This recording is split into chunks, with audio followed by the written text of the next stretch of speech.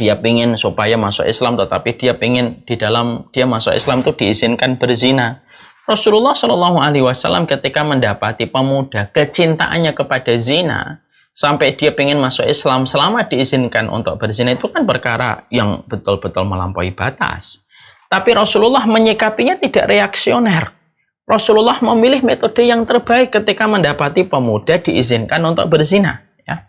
Maka lalu akhirnya Rasulullah berkata, bagaimana kalau itu menimpa kepada ibumu? Bagaimana kalau itu menimpa kepada putrimu? Bagaimana kalau itu menimpa kepada saudari perempuanmu? Apa yang terjadi pada dirimu? Pemuda ini berkata, saya marah ya Rasulullah. Maka Nabi pun berkomentar, sebagaimana kamu marah ketika orang yang kamu cintai dizinai, maka orang lain pun marah ketika orang yang mereka cintai kamu zinai. Maka dari kelembutan Nabi memilih satu metode untuk mengingatkan pemuda perjaka yang ingin meminta izin untuk berzina kepada Nabi, pemilihan kata metode yang disampaikan oleh Nabi, maka itulah yang menjadikan akhirnya pemuda mendapatkan hidayah besar. Dia membenci perzinahan setelah berjumpa dengan Nabi, padahal sebelum berjumpa dengan Nabi tidak ada perkara yang paling dia cintai kecuali adalah perzinahan. Selamat datang di channel Tauhid Istiqomah. Semoga video ini bisa bermanfaat untuk dunia dan akhirat kita. Amin. Innalhamdulillah wassalatu wassalamu ala rasulillah wa ala alihi wa sahbihi wa man tabi'ahum bi ihsan ila yaumil qiyamah. Kepada seluruh para tamu pada teras kehidupan ilmu, kepada para penuntut ilmu dimanapun kita berada, yang semoga Allah senantiasa memberikan kepada kita kebaikan, memberikan kepada kita keberkahan, dan semoga kita mendapatkan barokah dari setiap ilmu yang kita pelajari, setiap nasihat yang kita dengarkan. Hari ini yang kita khawatirkan bukanlah ketika kita tidak mendapatkan ilmu saja. Karena tercebur kepada kebutuhan itu merupakan kehinaan yang sangat dalam di hadapan Allah. Tapi yang kita khawatirkan bukan semata-mata kebutuhan, tetapi yang kita khawatirkan pula ketika kita mendapatkan ilmu, tetapi ilmu tidak memberikan keberkahan dalam setiap jalan kehidupan kita. Inilah yang menjadikan kita senantiasa memohon kepada Allah, kita meminta kepada Allah dengan hati yang betul-betul memelas kepadanya supaya kita diberikan ilmu dan kita diberikan keberkahan dalam setiap urusan kehidupan kita. Alhamdulillah, tentunya senang sekali kita bersyukur kepada Allah atas seluruh nikmat yang Allah berikan kepada kita, sehingga pada kesempatan hari ini kita berjumpa, dan sesungguhnya ketika kita duduk pada taman ilmu, ini merupakan sebuah karunia yang besar yang Allah berikan kepada hamba yang Allah rahmati dan hamba yang Allah inginkan kebaikan untuknya. Mendapatkan kesempatan untuk duduk pada taman ilmu berarti kita punya sebuah anugerah untuk mengistirahatkan hati kita. Karena hotel bintang 5 untuk mengistirahatkan hati kita itu adalah di tempat-tempat ilmu. Pada tempat itulah kita mampu mengevaluasi, mampu mengkoreksi apa yang salah. Dan ketika kita berada pada taman ilmu, berarti kita mengistirahatkan hati kita dari berbagai macam kelelahan dan keletihan yang bisa menyebabkan hati kita jatuh sakit dan hati kita bisa menjadi mati. Makanya inilah yang menjadikan kita bersyukur dengan setiap ilmu yang kita peroleh, dalam setiap nasihat yang kita dengarkan dari Allah dan Rasul-Nya, maka akan menjadikan kita terhindarkan dari segala macam benturan-benturan yang ada pada kehidupan kita. Kita tidak perlu terbentur dulu baru terbentuk, sebagaimana yang dikatakan oleh Tan Malaka. Terbentur. Tetapi kita akan terbentuk sebelum ada benturan, karena salah satu fungsinya ilmu menghindarkan kita dalam kehidupan dari setiap benturan ketika kita terbentuk dengan setiap ilmu, setiap referensi, setiap nasihat yang datang dari Allah dan Rasul-Nya.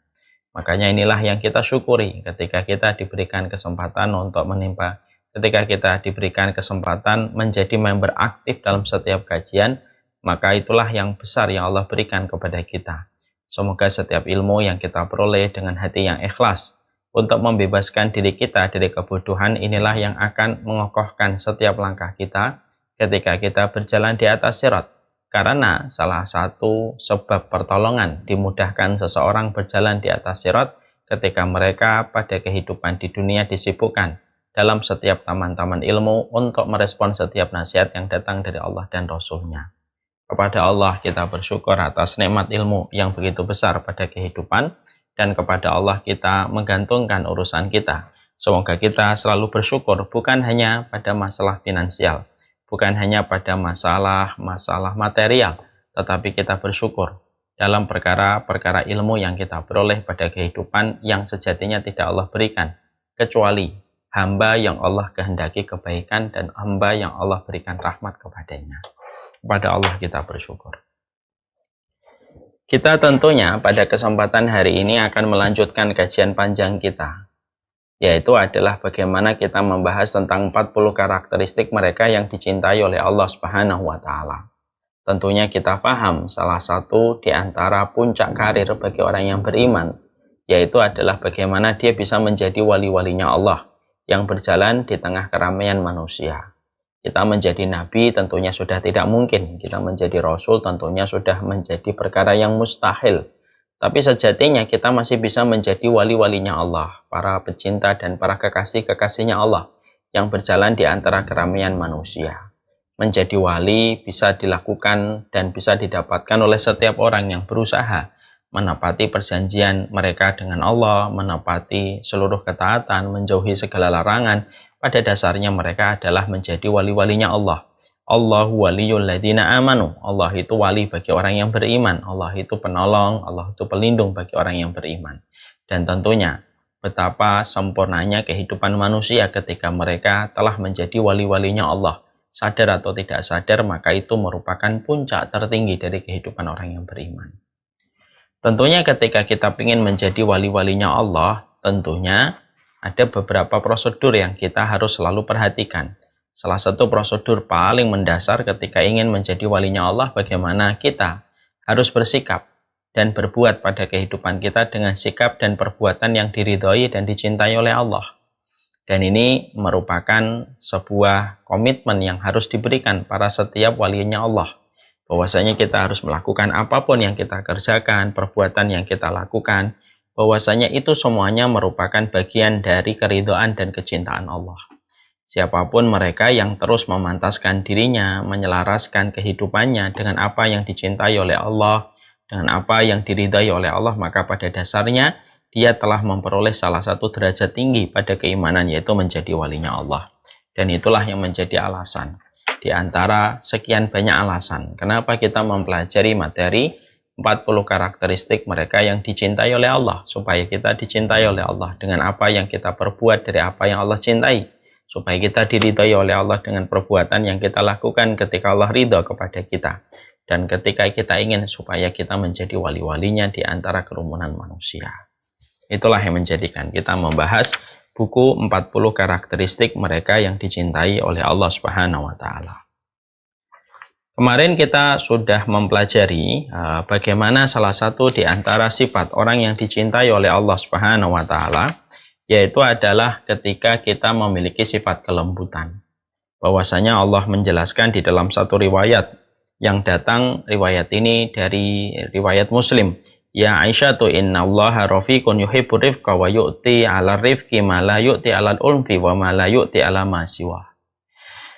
Rasulullah SAW mengatakan, wahai Aisyah, sesungguhnya Allah itu maha lembut, mencintai kelembutan, dan memberikan kepada kelembutan sesuatu yang tidak Allah berikan kepada sesuatu yang keras, dan sesuatu yang tidak Allah berikan kepada selain itu. Di dalam salah satu firman Allah, Allah juga menyampaikan di dalam surat Asy-Syura ayat yang ke-19, Allahu latifum bi ibadih, sesungguhnya Allah itu maha lembut terhadap hamba-hambanya. Inilah yang menjadikan kita memahami betapa pentingnya kelembutan pada kehidupan kita ketika kita ingin menjadi salah satu di antara hamba yang Allah cintai. Kita kemarin sudah menyampaikan bagaimana prolog dan bagaimana mukaddimah untuk menjadikan diri kita memahami tentang kelembutan, yang tentunya sifat ini harus kita miliki pada kehidupan kita. Sekarang pada bab yang kedua, kita akan pelajari pada perkara apa sih seharusnya kita selalu memiliki kelembutan-kelembutan. Yang mana kelembutan itu sangat kita butuhkan pada perkara-perkara itu. Karena kita juga harus paham bagaimana meletakkan sesuatu pada tempatnya. Kelembutan itu ada tempatnya, ada posisinya, dan ada kondisinya. Dan kita harus tahu pada kondisi-kondisi apa seharusnya kita selalu memperlihatkan sifat kelembutan-kelembutan yang kita miliki pada kehidupan kita ketika menjadi makhluknya Allah dan hambanya Allah. Maka yang pertama, yaitu adalah sesungguhnya kita ini diperintahkan untuk menjadi lembut itu yang pertama ketika kita di dalam posisi berdakwah. Ketika kita dalam posisi mengajak manusia menuju kepada kalimat Allah. Maka salah satu karakter dan perhiasan yang tidak boleh hilang dari para penyampai ilmu, pemberi nasihat untuk dirinya dan kepada orang di sekitarnya. Setiap pemberi nasihat itu harus memiliki sifat kelembutan. Karena kalaulah dakwah ini ditegakkan dengan cara yang keras ketika menunjukkan sesuatu yang melampaui batas, maka sesuatu yang keras itu tidak akan pernah menyentuh hati manusia untuk kembali kepada Allah ketika disampaikan dengan cara yang keras. Maka sesungguhnya Allah itu merupakan tujuan tertinggi pada kehidupan manusia. Dan Rasulullah itu merupakan manusia yang sempurna yang kita harus perkenalkan kepada setiap orang. Dan memperkenalkan Allah dan Rasulnya itu sejatinya harus disampaikan dengan cara yang paling lembut sekalipun. Karena dengan kelembutan itulah setiap hati akan mudah merespon setiap kelembutan yang disampaikan kepadanya untuk mengenali Allah dan Rasulnya ketika metode penyampaian yang disampaikan dan diberikan dengan cara yang lembut dan cara yang halus. Ini yang menjadi sebuah perenungan untuk kita. Hari ini banyak sekali kadang-kadang dakwah tidak mampu menyentuh hati manusia bukan karena kalimat Allah tidak efektif untuk menyentuh hati manusia, bukan. Karena setiap kalimat Allah pada dasarnya dan pada sejatinya memang efektif untuk menyentuh hati setiap orang. Tapi banyak orang yang tidak tersentuh oleh dakwah itu bukan karena kurang efektifnya kalimat Allah dalam firman-Nya di dalam Al-Quran ataupun Sunnah. Tapi terkadang tidak efektifnya orang yang memberikan kalimat-kalimat dakwah itu ketika tidak dilakukan dengan cara yang lembut. Akhirnya cara yang keras, cara yang kasar, akhirnya menjadikan setiap orang berlari dari setiap kebenaran, dari kekasaran dan kekerasan orang yang menyampaikan kalimat-kalimat Allah. Padahal kita sedang menyampaikan Rabb yang maha lembut dan maha kasih kepada setiap makhluknya. Dan inilah yang menjadi sebuah masalah. Ya, makanya hari ini kalau ada panggung kebenaran, kok kita menjumpai banyak orang berlari dari kebenaran, bukan pada fitrahnya mereka itu menjauh dari kebenaran. Karena fitrahnya manusia itu mendekat kepada kebenaran. Tapi bisa jadi ada orang itu menjauh dari kebenaran karena sikap orang yang menyampaikan kalimat Allah. Mereka menyampaikan kalimat Allah dengan kalimat yang keras, serta dipenuhi caci maki dan dipenuhi dengan metode yang kasar. Metode yang salah, maka menjadikan buram setiap inti materi yang akan kita sampaikan kepada mereka. Makanya ada sebuah kaidah penting ya di dalam masalah dakwah. Ada metode penting di dalam pendidikan dan tarbiyah. Al-wasilatu ahammu minal madah. Sesungguhnya metode terkadang lebih penting daripada materi yang kita sampaikan. Kadang-kadang materinya biasa, tetapi karena disampaikan dengan metode yang terbaik, maka sesuatu yang biasa itu dirasakan luar biasa, karena metodenya terbaik. Bahkan perkara-perkara kemaksiatan pun dilakukan dengan cara yang lembut, maka akhirnya kemaksiatan pun bisa diterima ketika disampaikan dengan cara yang lembut. Maka disitulah kita harusnya mempelajari betul, mengambil sebuah sikap, mengambil sebuah petunjuk bahwasanya siapapun hari ini, yang mereka telah memutuskan dirinya untuk memberi nasihat dan mengajak orang kembali kepada kalimat Allah, maka sikap yang harus dimiliki setelah sikap keikhlasan yang tumbuh pada hatinya, maka mereka harus memiliki sifat kelembutan, karena kelembutan masuk pada dinding hati yang paling dalam, yang terkadang itu tidak bisa dimasuki kecuali dengan segala kelembutan yang diberikan kepada orang yang menjadi objek dari dakwah yang kita berikan. Ini yang kita harus paham.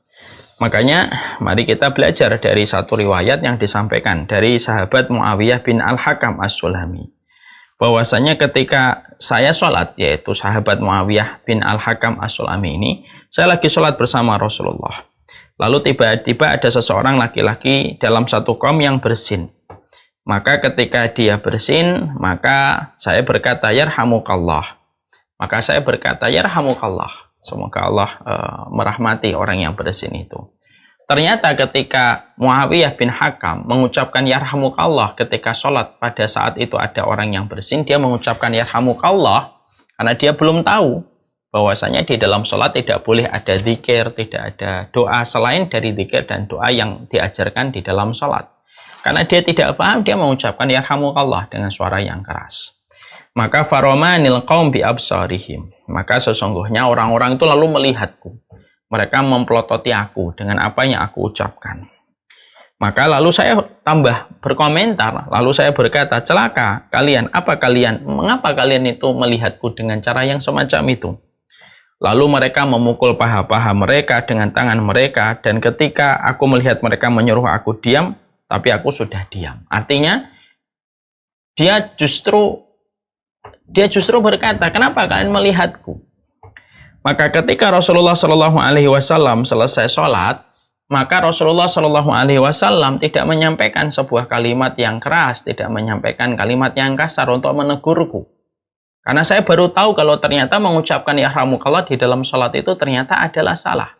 Ternyata yang disampaikan oleh Nabi Shallallahu Alaihi Wasallam, beliau mengucapkan inna hadhihi shalah la yasluhu fiha syai'un min kalamin nas. Ini adalah sholat, tidak boleh ngomong selain dari apa yang diajarkan di dalam doa pada sholat. Tidak boleh masuk di dalam sholat ucapan manusia. Beliau tidak menyalahkan saya, beliau tidak menghadik saya, beliau tidak mencela saya, beliau tidak mencari kesalahan yang saya lakukan, tetapi beliau menyebutkan bagaimana seharusnya kita melaksanakan sholat dengan menjaga marwah kehormatan diri saya. Ketika pada saat itu saya sholatlah itu mengatakan yarhamukallah. Maka beliau langsung mengatakan kepada kita, ma ra'aitu mu'alliman qablahu wala ba'dahu ahsan ta'liman minhu. Maka aku tidak pernah melihat seorang guru sebaik Rasulullah. Sebelumnya saya mengenal Rasulullah dan sesudah saya mengenal Rasulullah, saya tidak pernah mengenal guru sebaik Rasulullah Shallallahu Alaihi Wasallam. Dan Sulaiman dan Muawiyah bin Hakam As-Sulami ini mengatakan, ma ra'aitu mu'alliman. Beliau mengatakan, saya tidak pernah melihat mu'allim, seorang guru sebaik Rasulullah. Dan ternyata yang terkenang oleh beliau, oleh Sulaiman bin Al-Hakam ini adalah kelembutan Rasulullah. Ketika Nabi Shallallahu Alaihi Wasallam, beliau punya kesempatan dan beliau punya alasan untuk marah karena ada orang yang bicara di belakang beliau ketika lagi sholat. Tapi beliau tidak memilih cara yang kasar dan keras untuk menasihati Muawiyah bin Al-Hakam, tetapi justru beliau menyampaikan tentang sholat secara umum, di mana penjelasan Nabi sudah mencakup bagaimana mengevaluasi orang yang tadi bicara di belakang sholatnya Rasulullah. Ini menunjukkan kepada kita, inilah di antara metode terbaik para nabi dan para rasul dengan kebaikan akhlak mereka. Makanya saya sering menyampaikan berulang-ulang kan, para nabi dan para rasul itu mungkin dibenci karena kebenaran, tapi mereka tidak pernah dibenci karena akhlak. Itulah para nabi dan para rasul. Jadi para nabi dan para rasul itu mereka dibenci karena kebenaran. Ya, tapi mereka tidak pernah dibenci karena akhlak, karena kelembutan mereka. Bagaimana setingkat Rasulullah Shallallahu Alaihi Wasallam mendengarkan orang yang sedang berbicara di belakang, mengucapkan yarhamukallah, lalu orang itu menyuruh dia diam, justru dia malah berkomentar lebih panjang lagi yang menyebabkan kegaduhan di dalam sholat itu. Tetapi Rasulullah begitu luar biasanya untuk mengkondisikan bagaimana para sahabat belajar dari kesalahan tanpa menyinggung person yang melakukan kesalahan itu di dalam sholat tersebut. Dan akhirnya Muawiyah bin Al-Hakam As-Sulami itu merasakan ketenangan. Dan beliau memberikan testimoni yang terbaik atas kelembutan yang dimiliki oleh Rasulullah. Ma ra'aitu mu'alliman qablahu wa ba'dahu ahsana minhu. Saya tidak pernah melihat guru sebaik Rasulullah, baik sebelumnya dan sesudah Rasulullah wafat. Tidak ada guru yang terbaik kecuali adalah Rasulullah. Dan yang disebutkan oleh Muawiyah ini apa? Kelembutan Nabi. Kelembutan Rasulullah Shallallahu Alaihi Wasallam. Ya. Makanya ada sebuah kisah nyata yang pernah terjadi. Ini ada kaitannya dengan pembahasan ini. Ada seseorang wanita yang pernah menceritakan di dalam salah satu testimoni beliau. Di dalam salah satu testimoni beliau, wanita ini pernah mengalami masa-masa yang berat. Dia terlibat dengan masalah. Ketika beliau terlibat dengan masalah, maka beliau ingin datang ke masjid. Tapi beliau memang orang yang selama ini jauh dari masjid. Memang jauh dari nilai-nilai agama pada kehidupan dia dan keluarganya. Ketika dia lagi masalah, gelisah, dia pengen datang ke masjid. Jadi dia tidak tahu bagaimana harusnya datang ke masjid karena memang jauhnya beliau dan keluarga beliau dari tuntunan agama. Datanglah dia ke masjid dengan kondisi tidak berhijab karena dia nggak ngerti. datanglah dia ke masjid. Dan ternyata ketika dia datang ke masjid, bagaimana dia kaget diusir oleh orang-orang di masjid. Disebabkan karena dia tidak berpakaian sebagaimana pakaian yang semestinya dikenakan oleh seorang wanita muslimah ketika datang ke masjid. Padahal dia memang sejatinya tidak ngerti. Karena dia tidak mendapatkan sebuah sambutan yang diinginkan ketika dia lagi sedih. Akhirnya dia datang ke diskotik, tempatnya dia memang setiap malam mengadakan pesta. Ketika datang ke diskotik, tempat pub dan bar yang dia sering datangi, dia mendapatkan sambutan baik oleh bartender. Bartender melihat dia dalam kondisi sedih, memberikan minuman gratis kepadanya supaya dia hilang kesedihannya dan akhirnya dia minum kembali. Yang menarik adalah ketika kisah ini ditulis, bagaimana dia menceritakan testimoni yang dia dapatkan diusir dari masjid karena dia tidak tahu bagaimana harus berhijab di area masjid, karena memang betul-betul tidak tahu, dia betul-betul tidak sengaja. Disitulah kita akhirnya mendapati sesungguhnya pemilik jalan kebenaran atau penempuh jalan kebenaran, harusnya kelembutan mereka itu mengalahkan kelembutan mereka yang berjalan di atas kebatilan. Jangan sampai kita memiliki sebuah neraca yang terbalik. Orang-orang yang berjalan di atas kebatilan sejatinya malah lebih lembut daripada orang yang berjalan di atas kebaikan dan di atas kebenaran. Dan akhirnya satu persatu orang-orang yang kita kasihi, orang yang kita kenal, satu persatu jatuh di dalam kemaksiatan, jatuh di dalam dosa, dan segala macam pusaran-pusaran kemaksiatan yang terjadi pada kehidupan mereka disebabkan bukan karena mereka mengingkari kebenaran, tetapi karena mereka mendapati orang yang berada di atas kebatilan itu lebih lembut daripada orang yang berjalan di atas kebenaran. Makanya harus betul-betul paham. Sikap ini harus dimiliki oleh setiap orang. Kelembutan orang yang ngaji itu tidak boleh dikalahkan sama kelembutan orang yang tidak ngaji. Makanya jangan sampai orang yang ngaji, kelembutannya justru tidak ada. Kekasarannya nampak, keketusannya nampak, kegarangannya ketika komentar nampak. Yang mana orang itu akhirnya merasa tidak nyaman pada lingkungan-lingkungan orang yang terbiasa datang di pengajian ketika tidak mendapatkan kenyamanan dari setiap sikap orang yang berjalan di atas ilmu. Makanya sikap orang yang mengajak, sikap orang yang mengaji itu harusnya jauh lebih lembut daripada mereka yang berjalan di atas kebatilan. Dan inilah sejatinya yang menjadi sebuah PR besar. PR internal pada kehidupan kita hari ini adalah menghiasi dan melapisi setiap orang yang menyampaikan kalimat dakwah itu dengan sikap kelembutan. Sikap kelembutan ini loh, yang hari ini menjadi PR yang tidak pernah terselesaikan. Karena banyaknya orang yang berjalan di atas kebenaran tetapi menjadi runcing giginya, kasar ucapannya, ketus sikapnya kepada orang lain. Padahal Rasulullah bertolak belakang dengan apa yang kita lihat pada fenomena hari ini. Rasulullah dalam kisah yang lainnya, bagaimana Rasulullah Shallallahu Alaihi Wasallam menunjukkan kelembutannya. Bagaimana ada seseorang bagaimana ada seorang pemuda datang kepada Rasulullah Shallallahu Alaihi Wasallam, maka dia ingin supaya masuk Islam, tetapi dia ingin dia masuk Islam itu diizinkan berzina. Rasulullah Shallallahu Alaihi Wasallam ketika mendapati pemuda kecintaannya kepada zina, sampai dia pengen masuk Islam selama diizinkan untuk berzina, itu kan perkara yang betul-betul melampaui batas. Tapi Rasulullah menyikapinya tidak reaksioner. Rasulullah memilih metode yang terbaik ketika mendapati pemuda diizinkan untuk berzina. Ya. Maka lalu akhirnya Rasulullah berkata, bagaimana kalau itu menimpa kepada ibumu? Bagaimana kalau itu menimpa kepada putrimu? Bagaimana kalau itu menimpa kepada saudari perempuanmu? Apa yang terjadi pada dirimu? Pemuda ini berkata, saya marah ya Rasulullah. Maka Nabi pun berkomentar, sebagaimana kamu marah ketika orang yang kamu cintai dizinai, maka orang lain pun marah ketika orang yang mereka cintai kamu zinai.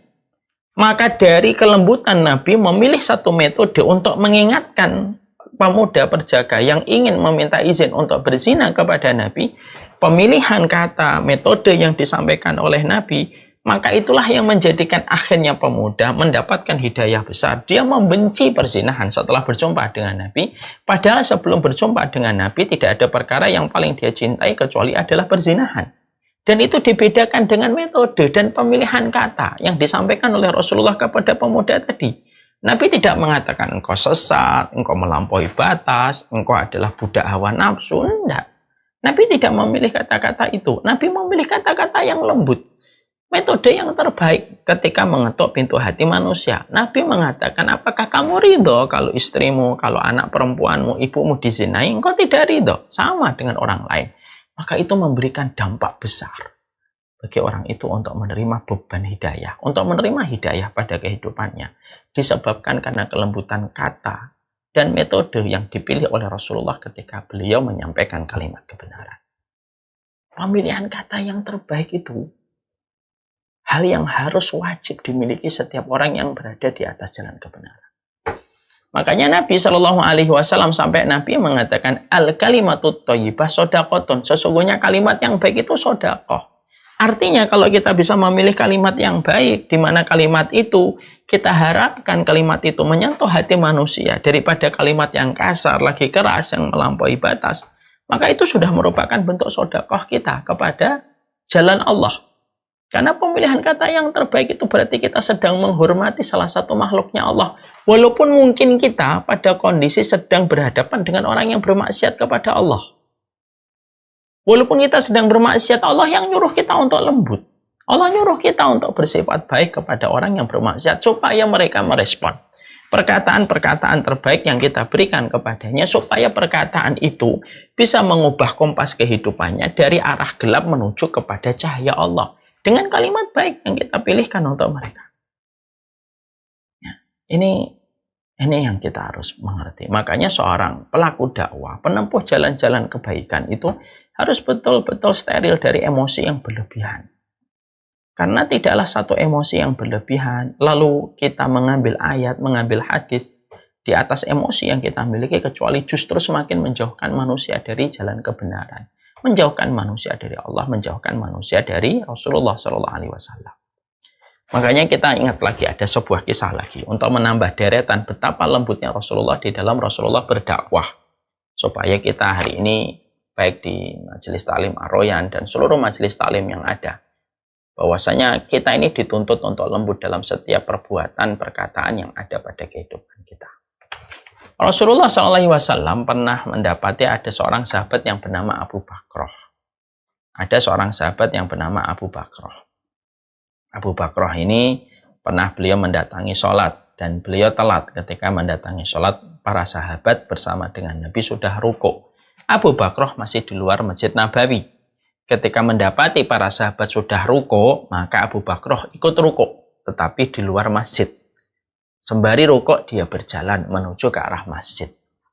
Kenapa beliau ikut rukuknya para sahabat di dalam masjid? Karena beliau tahu mengikuti rukuk berarti mendapatkan 1 rakaat. Dan beliau tidak mau ketinggalan 1 rakaat. Makanya para sahabat rukuk di belakang Rasulullah, dia ikutan rukuk, sembari rukuk dia jalan. Lalu akhirnya dia sampai ke shaf yang paling belakang dan ikut sholat sampai selesai. Rasulullah diberitahu oleh malaikat tentang apa yang baru saja dilakukan oleh Abu Bakroh. Maka Rasulullah SAW pada saat itu langsung bertanya kepada para sahabat, siapa di antara kalian yang berjalan sembari rukuk masuk ke dalam shaf sholat? Para sahabat saling melihat satu dengan yang lainnya, tidak ada yang menjawab pertanyaan Nabi. Yang menjawab hanya Abu Bakroh. Ana ya Rasulullah, saya ya Rasulullah, yang tadi sembari rukuk saya jalan. Sembari rukuk, saya jalan ya Rasulullah. Perhatikan Nabi. Nabi ketika mendapati Abu Bakroh dalam kondisi berjalan, pada rukuk, menghampiri shaf belakang dalam shaf sholat, Rasulullah tidak mengatakan, akhtota, kamu salah. Nabi tidak mengatakan, dolalta, kamu tersesat. Nabi tidak mengatakan, anta tukhalifus sunnah, kamu menyelisihi sunnah. Nabi tidak menyampaikan kalimat-kalimat itu. Nabi juga tidak memilih redaksi kalimat-kalimat itu. Nabi tidak mengatakan akhtata, dolalta, tukhalifus sunnah. Nabi tidak memilih kalimat itu. Perhatikan kalimat yang keluar dari lisan, yang sangat lembut, yang dibimbing oleh Allah dengan segala sifat-sifat yang Allah ridhai pada dirinya. Maka Rasulullah itu mengeluarkan sebuah kalimat, zadakallahu khirsan wala tu'id. Maka Rasulullah saat itu berucap kepada Abu Bakroh, wahai Abu Bakroh, zadakallahu khirsan, semoga Allah menambahkan semangatmu di dalam kebaikan. Wala tu'id, tapi perbuatan yang semacam ini jangan diulang-ulang lagi ya. wahai Abu Bakrah. Ya, jangan diulang lagi perbuatan kamu jalan sembari ruku. Yang menarik adalah Rasulullah Shallallahu Alaihi Wasallam, Rasulullah itu memberikan justru doa. Nabi tidak memilih kata akhtota, Nabi tidak memilih kata dolalta, Nabi tidak mengatakan anta tukhalifus sunnah, kamu ini berlawanan sunnah. Nabi tidak memilih kalimat itu, walaupun Nabi punya hak untuk mengalihkan kalimat itu, apalagi Abu Bakrah termasuk seorang sahabat yang cukup dikenal. Nabi ternyata tidak memilih kalimat-kalimat itu. Kalimat yang dipilih oleh Nabi adalah kalimat yang indah. Beliau mendahulukan doa. Zadakallahu khirsan. Allah semoga menambahkan semangatmu di dalam kebaikan. Wala tu'id. Tapi perbuatan kayak gitu jangan diulang kembali. Itu menunjukkan betapa sempurnanya Nabi ketika menyampaikan kalimat Allah. Kalimat Allah itu kalimat yang terbaik. Harus disampaikan dengan metode yang terbaik. Dengan sikap yang terbaik. Tidak ada metode dan sikap yang terbaik ketika menyampaikan kalimat terbaik kecuali harus diiringi dengan kelembutan. Karena metode terbaik yang diterima oleh manusia itu kelembutan. Cara yang terbaik yang menjadikan kalimat Allah itu indah ketika membuka telinga dan hati manusia itu ketika disampaikan dengan cara yang paling lembut. Itulah yang menjadikan akhirnya Inna rifqa, sesungguhnya kelembutan itu memberikan kepadamu sesuatu yang Allah tidak berikan sesuatu itu kecuali kepada mereka yang lembut. Jangan sampai kaidah ini direbut sama mereka yang menjajalkan punggawa kebatilan. Mereka mempropagandakan seluruh kebatilan dengan bahasa-bahasa kelembutan mereka. Yang mana mereka sedang mempropagandakan setiap kebatilan mengarah kepada jalan menuju ke neraka justru dengan kelembutan. Jangan sampai jalan ke surga itu dipenuhi dengan caci maki, dipenuhi kata-kata yang kasar, dipenuhi dengan kata-kata yang keras, yang menjadikan orang itu menarik diri dari keinginan dia untuk ikut pada jalan kebenaran ketika orang yang memperlihatkan dirinya ketika di atas jalan kebenaran itu tidak sama sekali memberikan ketenangan bagi orang di sekitar mereka. Ini ada sebuah kisah nyata ibu-ibu. Saya ini Masya Allah ya, saya pernah dalam satu waktu, saya sebelum pindah ke Bekasi, saya dulu tinggal di Pamulang. Saya dulu ngajar halaqah-halaqah, ada majelis-majelis kecil ibu-ibu di satu komplek lah. Dulu udah lama, masih kuliah saya. Saya ngajar ya, ibu-ibu satu komplek yang asalnya banyak, ya, kemudian berkurang. Saat itu karena dari masjid ke rumah.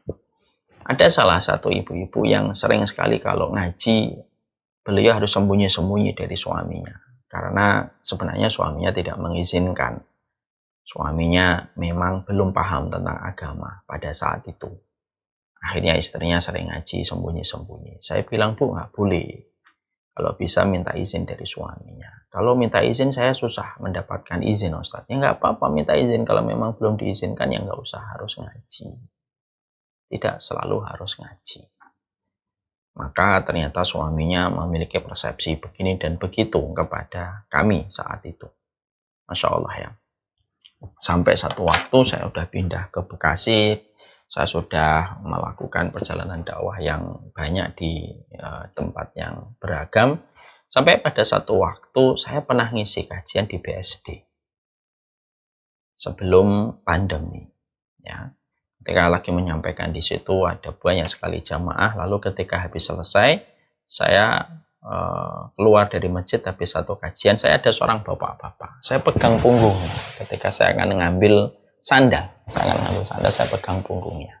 Saya tanya, Pak, sehat Pak? Sehat. Saya nggak kenal bapak ini. Dan itu pun juga termasuk kelihatannya baru saya lihat beliau pertama kali. Sehat Pak? Sehat Ustaz. Gimana keluarga sehat? Saya nggak ngerti itu. Saya pakai sandal, kemudian saya masuk ke mobil, pindah ke masjid yang lainnya. Ternyata selang 1 hari, 2 hari, 3 hari, tiba-tiba saya mendapatkan telepon WhatsApp dari salah satu jamaah saya dulu di Pamulang. Ternyata ibu itu senang sekali bahwasanya suaminya pada satu waktu bisa ikut ngaji di pengajian kami yang ada di BSD. Dan tambah senang ternyata suaminya sampai merasa betul-betul senang sekali ketika beliau merasa dipegang sama saya, ditanya kabarnya, ditanya keluarganya. Dan beliau menyesali ketika dulu salah persepsi, salah mempersepsikan tentang saya.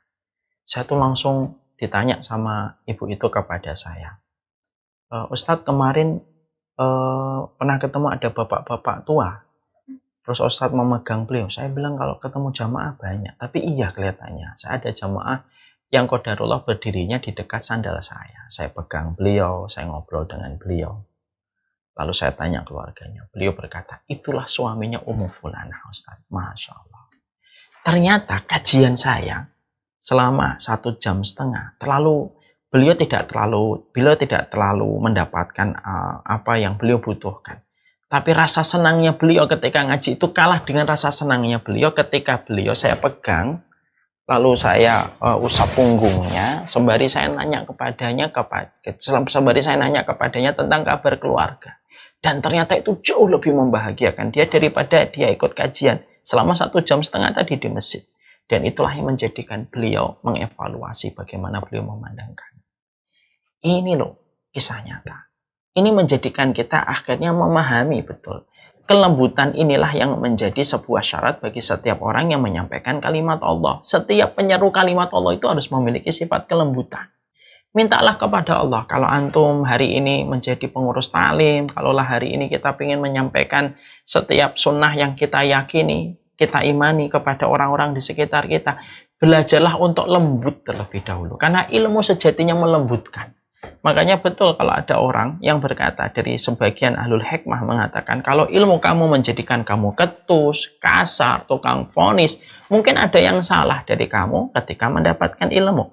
Tapi ketika ilmu bisa menjadikan kamu yang asalnya kasar menjadi lembut, yang asalnya kamu keras menjadi lunak dalam setiap sikap kamu, yang menjadikan orang merasa nyaman ketika berada di sekitarmu, berarti itulah barokahnya ilmu. Dan itulah yang sejatinya harus kita miliki pada kehidupan kita ketika kita senantiasa menjadi seorang penyampai kalimat kebenaran. Kadang-kadang Ibu, orang itu tidak melihat apa yang kita pelajari, tapi orang itu melihat apa yang ada pada kehidupan kita. Kadang-kadang mereka tidak butuh kamu belajar apa, kamu sudah belajar apa, kitab apa yang sudah kamu selesaikan. Kadang manusia itu tidak peduli tentang apa yang sudah kita pelajari, kitab apa yang sudah kita kaji, berapa juz dari hafalan kita. Orang terkadang tidak peduli. Yang mereka pedulikan itu sikap kamu bagaimana kelihatan oleh mereka, dan apa yang dirasakan oleh mereka ketika dekat dengan kita. Makanya disitulah kita mengenali ada sebuah kata. Kadang-kadang orang kafir itu mereka tidak melihat Quran, mereka tidak melihat hadis, karena mereka tidak punya kemampuan untuk datang langsung kepada Quran. Dan terkadang mereka belum memiliki keinginan untuk membaca hadis. Mereka melihat kaum muslimin itu gimana, itulah yang mereka lihat.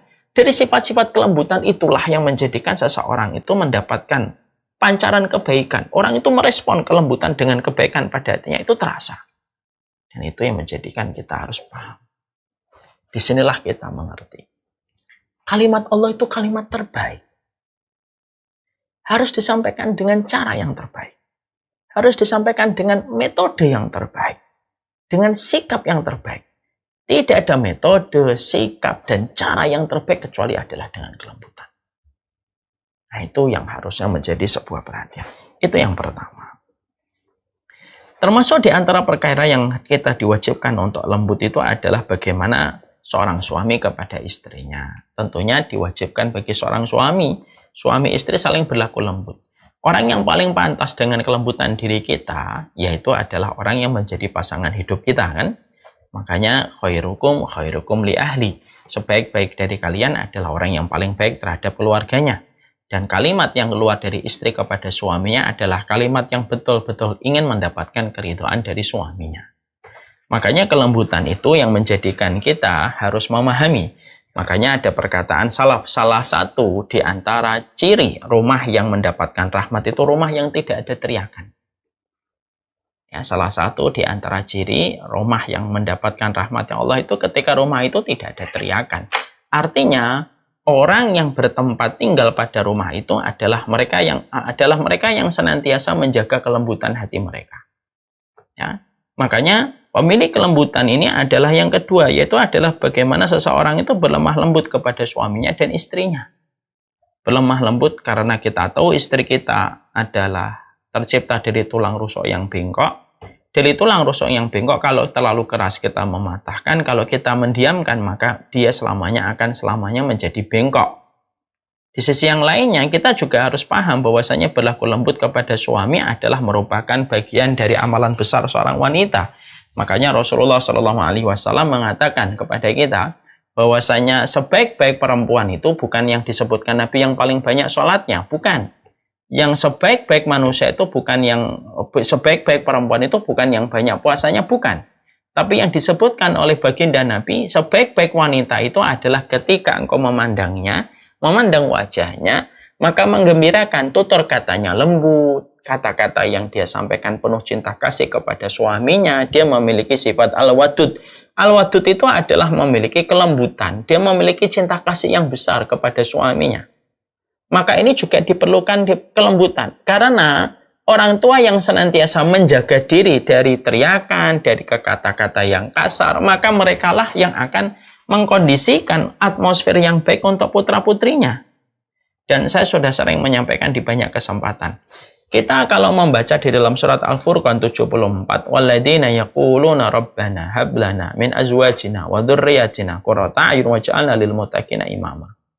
Kita kalau merenungkan surat Al-Furqan 74 yang ada pada ayat ini, mari kita merenungkan dan mentadaburi sebentar.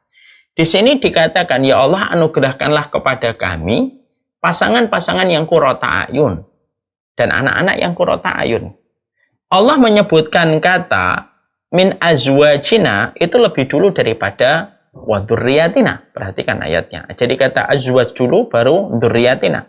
Berarti yang kita ambil sebuah pelajaran itu apa? Kita tidak mungkin mendapatkan qurrata a'yun kalau diri kita dan pasangan kita tidak qurrata a'yun. Kita tidak mungkin mendapati anak yang lembut kalau diri kita dan pasangan kita tidak lembut. Dan saling memberikan kelembutan di dalam bersikap dan bertutur kata. Makanya anak apabila mereka mendapatkan teriakan demi teriakan, maka tentunya dia akan belajar berteriak. Maka itulah yang kita peroleh, bahwasanya di antara sikap kita meletakkan kelembutan itu di dalam rumah kita. Salah satu cirinya rumah yang dirahmati itu rumah yang tidak terdapat teriakan demi teriakan, lapisan teriakan demi lapisan teriakan yang ada pada keluarga itu. Dan itu merupakan salah satu kebaikan. Makanya kita meminta kepada Allah Subhanahu wa taala di dalam kehidupan kita, kalau ada masalah demi masalah pada kehidupan kita, salah satu di antara timbulnya persoalan-persoalan pada kehidupan kita di dalam berumah tangga, ketika kita tidak menegakkan salah satu pilar dalam kehidupan berumah tangga adalah kelembutan. Kita harus menyampaikan kepada istri kita, orang yang paling berhak untuk kamu berikan kelembutan setiap untayan kalimatmu adalah saya. Seorang istri juga harus berani mengatakan kepada suaminya, orang yang paling berhak dengan kelembutan sikapmu adalah saya dulu. Dan itulah yang harusnya dimiliki. Setiap kelembutan demi kelembutan yang selalu diberikan, selalu disampaikan, setiap kelembutan itu, pada dasarnya dia memiliki kekuatan yang lebih besar daripada kata-kata yang keras dan kata-kata yang kasar. Kata-kata kasar itu terkadang sebagaimana angin membentur tembok yang tebal, itu kata-kata yang kasar. Kadang-kadang malah justru tidak bisa merubah apapun. Tapi ketika kelembutan disampaikan, justru merubah banyak keadaan. Makanya kita harus yakin dengan apa yang tadi dijelaskan oleh Rasulullah SAW, bahwasanya Nabi SAW menyampaikan kepada kita bahwasanya tidaklah Allah itu memberikan wa yu'ti ala rifqi ma la yu'ti ala unfi. Allah tidak pernah memberikan sesuatu yang baik kepada kelembutan yang Allah tidak berikan kepada selain dari kelembutan itu. Makanya akhirnya cara kita ketika memperbaiki pola pendidikan kita, terutama kepada keturunan kita, anak-anak kita, mungkin salah satunya itu adalah memperbaiki bagaimana kualitas kita di dalam memberikan kelembutan. Sama pula ketika ada seorang istri sedang memberikan masukan kepada suaminya, kok suaminya menampik, bisa jadi apa yang disampaikan istri itu benar, tapi metode yang dipilih itu salah. Kamu kalau menyampaikan sesuatu, kamu sampaikan kepada pimpinanmu, kepada atasanmu, yaitu adalah suamimu. Harus memiliki cara dan metode di dalam menyampaikan sesuatu kepada suamimu. Karena metode yang salah itulah yang menjadikan kebenaran yang disampaikan menjadi tertolak. Sekali lagi ya, metode itu penting. Terkadang lebih penting daripada materi yang kita berikan. Materi itu terkadang terpengaruh dengan metodenya. Kalau metodenya berantakan, walaupun materinya bagus, tapi metodenya salah, bisa jadi materi-materi kebenaran itu menjadi rusak karena metodenya sudah salah. Dan salah satu perkara yang merusak materi-materi kebenaran itu kekerasan. Sesuatu yang kasar. Yang dikatakan adalah malayuti alal unfi. Allah itu tidak pernah ngasih kepada kekerasan dan kata-kata yang kasar itu sebuah kebaikan. Makanya yang kedua yang harus menjadi perhatian adalah di dalam kita menegakkan pilar kelembutan di dalam berumah tangga. Sang istri dan sang suami harus sepakat dalam idaratul khilaf. Ini ya, dalam idaratul khilaf itu dalam manajemen konflik. Ini salah satu hal yang penting mendasar. Dalam kita berumah tangga ada satu hal yang cukup penting harus kita hadirkan. Ini evaluasi untuk saya juga dan untuk kita semuanya. Salah satu di antara adalah salah satu komponen penting di dalam kita berumah tangga itu adalah kita ini harus memiliki idaratul khilaf. Idaratul khilaf itu manajemen konflik kalau terjadi. Jadi kalau misalkan ada masalah, kita tahu cara menyelesaikan masalah itu dengan kesepakatan yang kita ambil. Dan mungkin salah satu di antara cara yang terbaik kalau kita terlibat pada satu permasalahan yang terjadi adalah semuanya itu harus sepakat. Kamu harus menyampaikan yang terbaik dengan kata-kata yang baik, tidak boleh tinggi suaramu, dan kamu juga harus menyampaikan kalimat yang terbaik. Kalau ini sudah diambil menjadi sebuah kesepakatan, sekali lagi ya, mari kita imani apa yang disampaikan oleh Rasulullah dalam hadis riwayat Muslim yang tadi kita sebutkan di awal. Allah akan ngasih orang yang lembut sesuatu yang Allah tidak berikan kepada orang ketika dia memiliki sifat keras dan kasar. Saya ulang kembali. Mari kita mengimani apa yang dikatakan Nabi. Allah akan ngasihkan kepadamu, kalau kamu lembut kepada keluargamu, kepada anakmu. Allah akan ngasihkan kepadamu sesuatu yang Allah tidak berikan kecuali kepada mereka yang memiliki kelembutan, dan Allah tidak berikan kepada mereka yang memiliki sifat kasar dan keras. Mala yu'ti alal unfi. Dan ini menjadi booster kita. Berarti disinilah kita mengimani dari riwayat yang disampaikan oleh Nabi. Berarti tidak ada kerugian pada sesuatu yang lembut. Nggak ada ruginya menjadi orang yang lembut itu. Kalau orang yang keras, orang yang kasar, pasti kerugiannya pasti didapatkan. Berapa banyak orang yang ngajar dengan keras gitu ya. Akhirnya anak memiliki hutang pengasuhan, dan ketika dia dewasa, orang tuanya harus membayar hutang pengasuhan itu ketika dia renggang dengan anaknya. Karena kalimat yang didengarkan oleh anaknya itu kalimat-kalimat yang keras setiap waktunya, sampai akhirnya anaknya memiliki dendam dalam tanda kutip kepada orang tuanya dalam pola hutang pengasuhan. Ya. Jadi yang kedua yang kita dapatkan di sini adalah bagaimana seseorang itu harus lembut di dalam masalah keluarganya. Dan kita berkomitmen bagaimana menjadikan rumah kita bukan hanya dibacakan Quran. Kita harus berkomitmen bagaimana rumah kita bukan hanya dilaksanakan ibadah sunnah.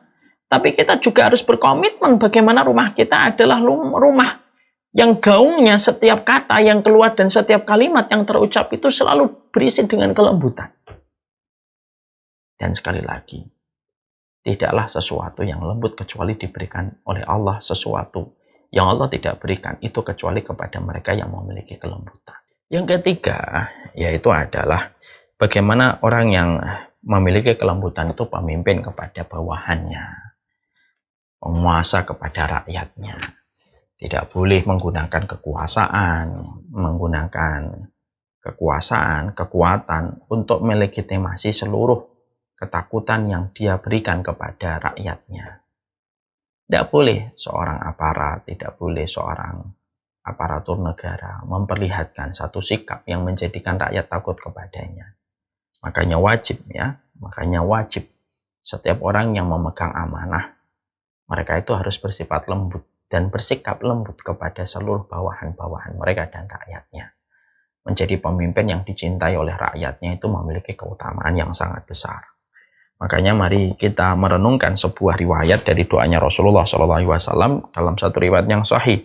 Allahumma man waliya min amri ummati syai'an fasyaqqa alaihim fashquq alaihi wa man waliya min amri ummati syai'an farafaqa bihim farfuq bihim. Rasulullah itu berdoa, barang siapa yang memimpin satu urusan dari urusan kaumku lalu dia menyulitkan mereka, maka sulitkanlah ia. Itu sudah digaransi oleh Nabi, sudah didoakan Nabi. Jadi kalau ada seorang pemimpin menyulitkan rakyatnya, Maka kata Nabi dan doanya Nabi tidak pernah tertolak. Maka Nabi berdoa, fashkuk alaihi, sulitkanlah urusan dia dunia dan akhirat. Wa man waliya min amri ummati syai'an farafaqa bihim farfuq bihi. Maka siapapun di antara umatku yang menjadi pemimpin dari umatku, dia berlaku lemah lembut terhadap mereka, maka berlemah lembutlah kepadanya ya Allah. Artinya Allah akan berlemah lembut kepada pemimpin-pemimpin yang semacam ini. Maka ini pun menjadi salah satu di antara sebuah batasan ya, bahwasanya seorang pemimpin itu menjadi pemimpin yang dicintai karena sikapnya itu jauh lebih baik daripada seorang pemimpin yang ditakuti karena kekuatannya. Ya, karena pada satu waktu kekuatan itu bisa hilang dengan sekejap kalau Allah sudah menentukan. Tapi seorang pemimpin yang dicintai oleh rakyatnya karena kebaikannya, sikapnya, kemudahan yang dia berikan kepada rakyatnya, fasilitas yang dia terus prioritaskan kepada rakyatnya, maka itulah yang akan menjadikan orang-orang semacam ini diberikan oleh Allah dengan kelembutan, di mana Allah menggaransinya dengan kelembutan sebagaimana dia telah memberikan kelembutan kepada setiap makhluknya Allah. Ya, maka inilah yang menjadikan setiap pemimpin mereka betul-betul dituntut bagaimana memiliki sifat kelembutan. Memang qadarullah ya, hari ini memang kita sulit ya terkadang untuk memilih pemimpin yang betul-betul bisa kita seleksi dengan kelembutannya itu bagaimana.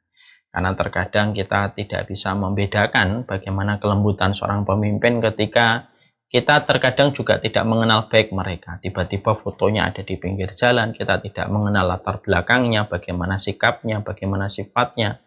Lalu tiba-tiba sistem demokrasi menyuruh kita untuk memilih mereka. Dan akhirnya terjadilah banyak kasus-kasus yang ada di masyarakat ketika banyak masyarakat terkaget dengan sikap pemimpin yang mereka pilih, terkadang menyulitkan mereka dalam urusan.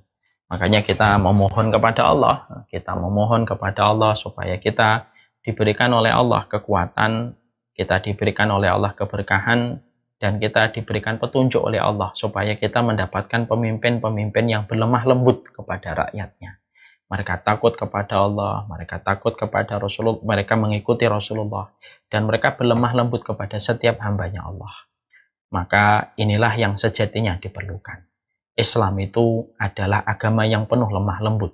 Jadi tidak usah bicara tentang toleransi di dalam agama kita, karena sudah selesai. Islam itu sangat menyuruh setiap pemeluknya ketika dia benar dalam keimanan itu pasti lemah lembut. Marilah kita belajar dari perjalanan panggung sejarah. Ada seorang Yahudi ketika dia didolimi, ketika tanahnya direbut untuk membangun istana, Yahudi itu pergi dari Mesir menuju ke Madinah, bertemu dengan Umar bin Khattab. Dia mendapatkan kelembutan Umar bin Khattab, dia mendapatkan kebaikan Umar bin Khattab, sampai akhirnya dia membawa tulang yang digaris pedang oleh Umar bin Khattab dibawa kepada Amr bin As yang ada di Mesir. Sikap ketegasan dan kelembutan yang diperlihatkan oleh Umar sekaligus, maka itulah yang menjadikan akhirnya Yahudi ini masuk Islam. Ketika tulang yang dia bawa dari Madinah ke kota Mesir menjadikan Amr bin As menyadari kesalahannya ketika menyerobot tanah yang bukan haknya. Inilah kelembutan. Makanya Masya Allah, sifat pemimpin yang lembut itu selalu mendapatkan kecintaan hati dari para rakyatnya. Inilah yang menjadikan yang ketiga, bahwasanya di antara perkara yang sejatinya harus dimiliki dalam sifat kelembutan, yaitu adalah bagaimana seorang pemimpin dengan rakyatnya. Kemudian yang terakhir, sifat kelembutan itu harus diberikan kepada kita, yaitu di dalam kita berinteraksi kepada sesama manusia, kepada orang-orang yang ada di sekitar kita. Mungkin tidak terikat dengan majelis taklim dengan kita, mungkin tidak terlibat dengan dakwah bersama kita, mereka mungkin tetangga kita, mungkin teman SMP kita, dengan beragam sifat dan latar belakang yang dimiliki oleh mereka. Maka kita berlembah lembut kepada mereka. Janganlah kasar, janganlah kita ketus, janganlah kita menjadikan personifikasi kebenaran itu tampaknya buruk dengan sikap kita yang ketus, kasar, sukanya memvonis, sukanya menang sendiri, sukanya ingin didengarkan, yang akhirnya mempersonifikasi kebenaran itu seakan-akan menjadi sesuatu yang buruk di mata orang ketika melihatnya. Makanya kita berinteraksi yang baik, walaupun kepada mereka yang tidak terlibat dalam ilmu bersama dengan kita, tidak terlibat dakwah, kepada mereka lah kita berbuat baik. Semoga dengan perbuatan baik yang kita berikan secara umum pada interaksi sosial yang baik kepada manusia di sekitar kita, Dan itu akan menjadi sebuah kebaikan dan keberkahan yang kita tidak pernah tahu kapan akan memberikan kemuliaan untuk mereka yang merasakan hangatnya sikap yang kita miliki. Saatnya, disinilah kita paham, inilah pembahasan kita yang terakhir, disinilah kita akhirnya mengerti, kita akhirnya betul-betul paham. Kalau ingin menjadi salah satu walinya Allah, lembutlah di dalam perkataanmu, lembutlah di dalam sikapmu, lembutlah di dalam perbuatan yang kamu lakukan dalam menyikapi sesuatu, berinteraksi kepada orang tua, berinteraksi kepada sesama manusia, baik ketika menjadi juru dakwah, baik bersama dengan keluarga, baik ketika menjadi pemimpin. Kita harus mengimani apa yang dikatakan oleh Rasulullah. Sesungguhnya setiap kelembutan akan diberikan oleh Allah sesuatu yang Allah tidak berikan sesuatu itu kepada sesuatu yang keras dan kasar. Saya tadi ketika membaca hadis itu langsung tersentil ya, oh Masya Allah ya. Kadang-kadang kita masih suka marah ketika memperlakukan anak kita pada saat mereka terkadang tidak sesuai dengan ekspektasi dan harapan kita. Lalu kita merasa bahwasanya dengan ketegasan yang terus kita ucapkan bisa merubah mereka secara instan. Dan hadis tadi menyindir kita, mengkoreksi kita. Allah akan memberikan kepadamu sesuatu bersama dengan kelembutan yang kamu berikan. Yang Allah tidak berikan itu kepada mereka yang keras dan kasar. Semoga setiap kita akan menyikapi sesuatu dengan kasar, kita teringat pada sesuatu yang kasar dan keras itu tidak memberikan apapun. Tapi pada sesuatu yang lembut, walaupun lambat, walaupun prosesnya lama, tapi memberikan sesuatu yang pastinya indah, yang tidak diberikan kepada mereka yang kasar. Wallahu a'lam bishawab. Itulah sifat yang kita bahas di antara 40 karakteristik mereka yang dicintai oleh Allah Subhanahu wa taala, yaitu sifat pemilik kelembutan, yaitu sifat yang ke-16. Insya Allah pada pertemuan berikutnya, pada pertemuan yang ke-17 kita akan membahas orang-orang yang berbakti kepada ibu dan bapak.